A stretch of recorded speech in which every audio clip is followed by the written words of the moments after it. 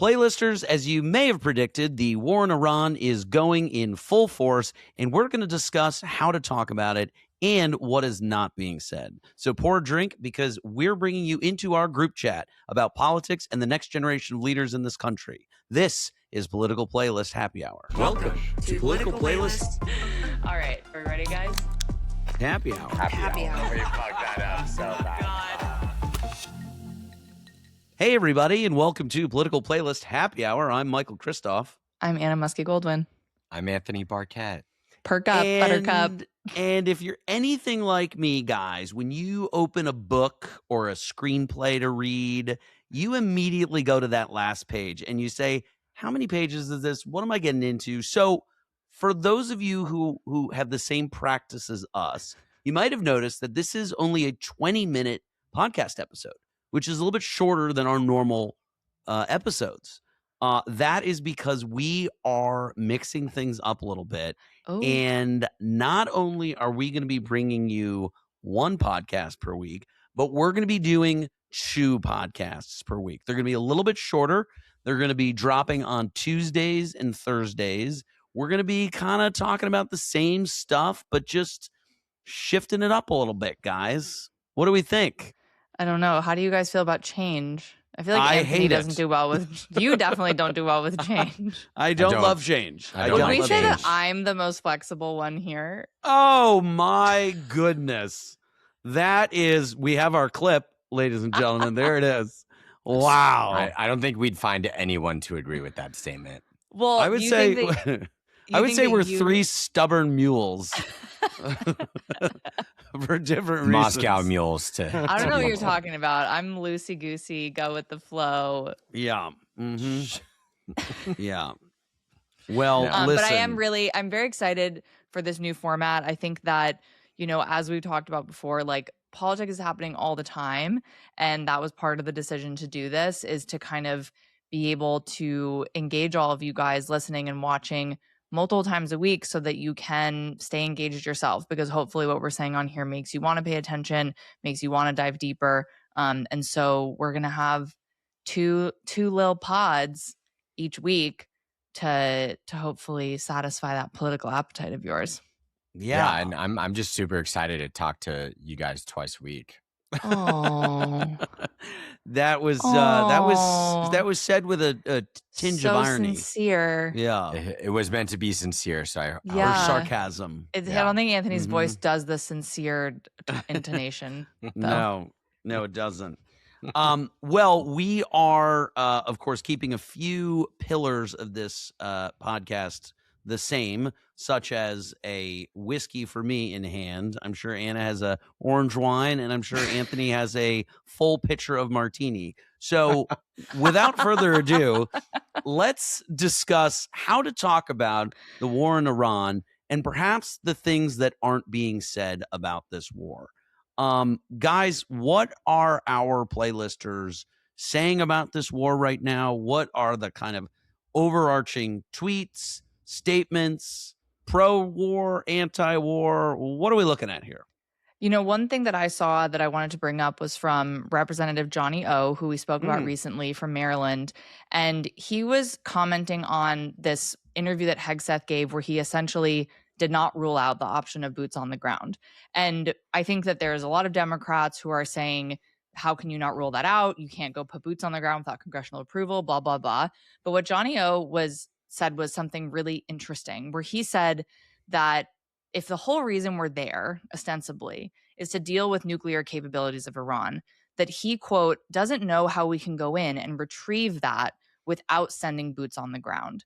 So what he's essentially saying is, like, if the mission is all about disarming Iran from building a nuclear weapon, there's all these elements of that, because we know they're enriching uranium. We know they have a bunch of facilities that are doing this, that this isn't just something we can do from the air, that this is going to require boots on the ground.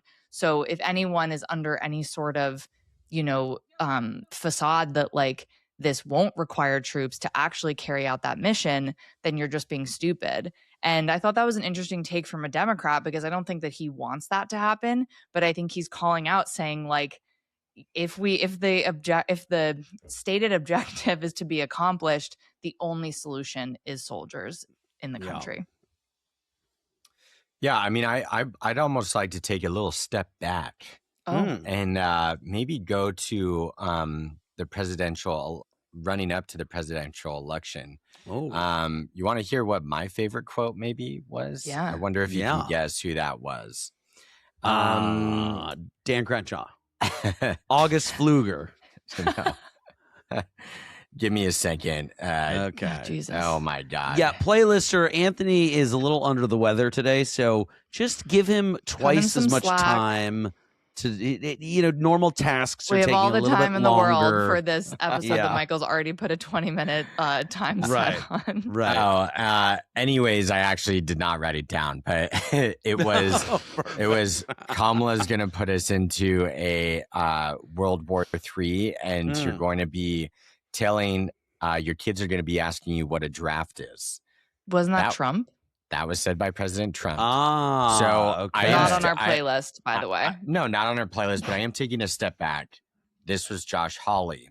Many people were talking about this in July of 2025 and if war was going to happen with Iran. Mm-hmm. And it's kind of funny because he does have a recent quote out right now, but before, in July of 2025, he said, we are going to offensively and firmly go strike Iran or insert ourselves into the conflict. That to me is a whole different matter. I'd be really concerned about that. I don't want us fighting a war. I don't want another Mideast war. Now, just this week, the script is flipped a little bit. He said, hopefully they'll continue to keep us fully apprised on how this conflict is progressing and what the administration, and what their aims are. And I understand what their aims were going into this, but this is, as they emphasize, a very broad conflict. It seems to be widening. They have 60 days from the time of their notification, which came on Monday, in order to that was today, March 9th, in order to conduct military operations before needing to come back with a more fulsome report to Congress. So they're kind of allowing this 60-day window before really saying if this is war or not. Well, that's from like the emergency powers of it all, right? It's basically saying that Exactly. you get 60 days. Yeah, I mean, I think that there's going to be a lot of Republicans who have to answer for things they've said in the past, like you just pointed out, when maybe that 60 days is up. Because the last person I wanted to mention was Mike Lawler had an interesting statement on CNN where he said Iran has been at war with the United States for 47 years. And he was basically kind of going along this line of like, the Iran has been after us for 47 years. They've been trying to dismantle the American government. They've been trying to launch terrorist attacks, all of these things. And so this essentially was an inevitable conflict that no one really had the guts to execute except President Trump. And I think that's what is missing for me from that statement is like, okay, but what was the imminent threat that allowed that emergency powers to be enacted by Trump? And so I think that's really the conflict between the left and the right is like, okay, apparently the emergency powers is legitimate for people on the right, but I think what the left is calling out is like, but what was the emergency, right? Right. And where I know, Michael, where you're going to go with this. And so what my question is like, why, what is the larger thing at play here that the Trump administration is trying to accomplish, that I have a hard time believing it's all about the nuclear weapons. Right. Well, I wanted, before we segue off of what you're saying, I think, yeah, it is important to note that, Iran was not, they were close to getting this nuclear weapon. They were close to having these capabilities. I feel like the running joke I've seen so many people post is Iran has been weeks away from a nuclear weapon for the last 15 years. This has always been the party line from Netanyahu to American presidents to so many people. And I think it's interesting. You singled out Lawler, who I think is very good at threading that political needle, given that he's in such a purple district of voters. And I think when I look at the politics of this, I'm curious what you guys think. This is a very unpopular president experiencing some of the lowest approval ratings that we've ever seen of a president. It's an election year. This is a very unpopular war. Nobody seems to be for this in the polling, overall. And furthermore, they don't really seem to be explaining why we had to do this now. And I think that takes us to our second, point of this, which is what I'm really surprised that nobody is talking about with this is how it relates to China. China. We love to default to China. And I think the reality that, all these politicians get right is that we are in a race over the next 15, 30 years. It might even happen in the next couple of years that is going to determine whether or not the American-led global world order is the future and that stays, or whether that gets replaced and disrupted by China. And I want to just read you some statistics here, and then we can kind of talk about how we think maybe this Iran war is a play to China. So basically, Iran was being crippled by sanctions, U.S. sanctions, crumbling economy. They have a lot of oil. So who'd they turn to? They turned to China. So roughly 90% of Iran's crude oil exports go to China. And this goes through a whole number of network refineries that operate beyond the reach of American sanctions. So they're able to do it. And roughly 1/4, this oil, these sales account for roughly 1/4 of Iran's total government budget. So you could say that clearly by China buying this oil from Iran, mind you, at a heavily discounted price, this is allowing Iran to have the military that it does. But China's not just in it for energy purposes. They have been basically arming the Iranian military, and they have also been helping to bolster all of their cyber capabilities and basically making them more impenetrable to CIA, Mossad, and other Saudi threats. So clearly this has become a very symbiotic relationship between the two. And if you think of it in these terms, by China being able to operate in Iran, this effectively creates the furthest west forward operating base for a country like China. So I'm curious, do you think that this is some broader play at work for China here, or do you think this administration is not really that skilled at those high-level strategy moves and have really thought this through? I think the China thing is interesting because obviously the roots that China has put in Iran are very strategic. And I think that when you especially talk about what's happening with oil and the oil refineries being damaged in Iran, that obviously hurts China. I think that I want to say that there are people in the administration, or especially like lifers in the Pentagon and things like that, who have been tracking different ways to perhaps, cut the legs out from under China. And there might be a play in which Venezuela and Iran are a part of that strategy, because if you can limit the oil production of those two countries, suddenly you limit a very important import to China. And I think that there's a possibility that is at play here. I don't know that there's enough desire by like Trump himself and his inner circle to be thinking about China in that way, because I feel like Trump just wants to be the strong man.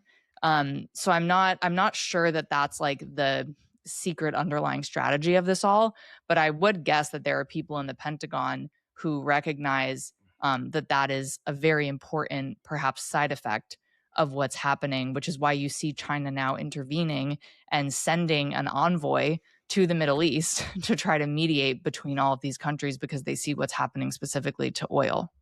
Well, let me throw another stat at you here, and I want to come back to that intervening thing.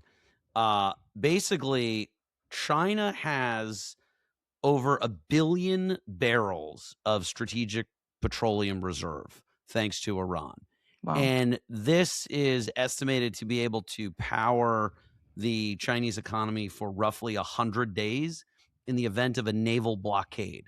And according to military experts, this is China's biggest concern, is the U.S. Navy and a military blockade on their energy and trade routes. And so they reference specifically the Malacca Straits as a vulnerable choke point. So I'm different curious. than what everyone is talking about now, which is the Strait of Hormuz. Right. So, this is clearly a calculated partnership with China and Iran. But here's what I'm not convinced of, Anna, and disagree with me if you will. It doesn't seem like China is showing up for Iran in any meaningful way. And we saw this in Venezuela, where Russia or neither Russia nor China showed up in any capacity for Venezuela. And here, okay, China's sending like an envoy to like try and do diplomatic, like that is not what you want in a stable, reliable, trustworthy partner. And China's whole future is predicated on this notion that, hey, you can't trust the Americans, you can trust us, we'll have your back. And then we're seeing these, and it doesn't seem like China has their back. Well, what do you think would be showing up? Like coming with military force? Like what would be? I think that a much stronger show of force would be, not that they're going to bomb, but the idea of like, well, okay, they're issuing very strong statements saying this is not okay. They're putting Chinese assets in place. They're posturing to the extent of, hey, we're not going to let you just come in and fuck with our ally here. Because let's say the shoe's on the other foot. You don't feel like they're doing that right now? I don't. No, not in the least. Because let's say one of these, like, look at us with regard to Israel, right? When Israel was attacked, we showed up. And obviously they're a close ally in that region. But for China, which is, they're on the dating apps right now. They're looking for allies. But the other, okay. I would just say that we're good. Like we've got our people. Right. I would just say, though, the really difficult line that China has to walk is that the U.S. is also still a very important partner, right? So it's like China's in this weird position because they don't really have a moral code within their government where they have deals with everybody, because all that they have cared about for several decades is economic growth. So whatever benefits that economic growth is the thing that they will go after, whether it's Russian oil, Iranian oil, American goods, or whatever may have you. And so I think that I understand what you're saying, but I just don't know that there's even an option for China to be that forceful of an ally to Iran right now without completely alienating essentially the rest of the world except Russia. Because if China did come in, like, then is the U.S. suddenly at war with China? That's not good. China's always been a wait and see to begin with anyways. Yeah. They don't, I don't think, play defensively very much. I mean, not that I can recall right now. I'm sure someone will say that I'm stupid from making this comment, but they usually don't. I feel like they're much more. Anna, would you like the honors, or no? I'm gonna let him off the hook. Someone who follows us will put that in a comment. Let's face it.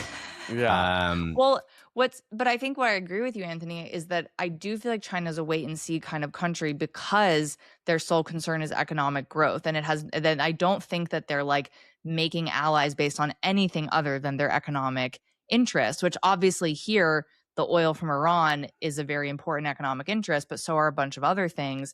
What I do think is significant, and maybe where I would like disagree with you a little bit, Michael, is yes, when you say like we're sending an envoy, it's like, okay, well, like hot shit, you're sending an envoy. What does that mean? That's like sending a letter in Congress. But what I do think that that's saying is that in a moment where Trump has now completely surpassed the idea of diplomacy, and where the new Ayatollah, who is the son of the previous Ayatollah, seems to be even less likely to negotiate in diplomacy with countries like the United States, that China is now inserting itself as a diplomatic relation that can be the, like, quote unquote adult in the room, while Donald Trump and Pete Hegseth are just sending bombs out of planes and, you know, doing whatever the fuck they want to show how powerful the United States is and how much we can take control of this country. So there is a little bit of that, like, kind of soft political power, I think, from China in saying, okay, like, you guys are obviously derailing the whole situation, so we're going to try to get this part of the country back on track because our interests in their oil are more important than whatever, you know, nuclear issues you have with Iran. Well, China is also one of the largest buyers of oil from Venezuela, right? There. But could you just imagine if this idea was floated and the Democrats pursued this? Yeah. If we Pursued went what? in, if the Democrats went in, took out Maduro, then opened up relations with Venezuela, and then went into Iran, killed their leader, I'd be curious how the Republicans would react to a Democrat doing this. I mean, They I think lose it would their be, minds. I don't know if Well- anyone's seen the show Beauty on Hulu. You mean the ripoff of the movie The Substance? Yeah, but basically in the show, people explode. And like, that's what would happen to Republicans if this was a Democrat doing this. Their bodies would just explode. I think because it is Sounds like hot. such a gross display of improper power. But the problem with Trump is that there's no respect for any kind of rule, regulation, check, and balance. And so, unfortunately, we're all left playing catch up, including the Democrats. But Yeah, I and do I don't- think Well, I was just gonna going to say, you go first. No, you go. Do that.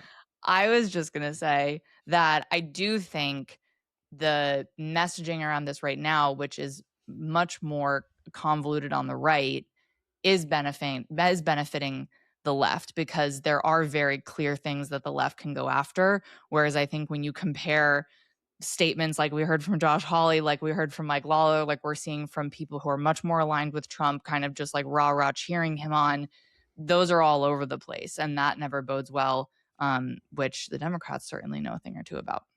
Right. I think the Democratic messaging strategy here needs to be let them hang themselves on this, because they keep saying it's a war and then it's not a war. They keep saying they want regime change, but then they're saying we don't want regime change. And, you know, they finally, I mean, it took them like a week of just baffling missteps in the press to finally have the senior leadership in the administration come together on some sort of cohesive message as to what this whole thing is about. And at the time of record here, I know Trump is giving a speech tonight on this. And, you know, I think it's interesting to see, like, I don't believe for a second that this administration has been doing all of this as a calculation for China. I think that when they attacked the nuclear sites last June, they saw that China did not respond. They saw that China did not escalate militarily, and they saw that they could get away with something like this, and that the military, the U.S. military, performed very well. And so I think when they saw an opportunity here to do more of that, they took it.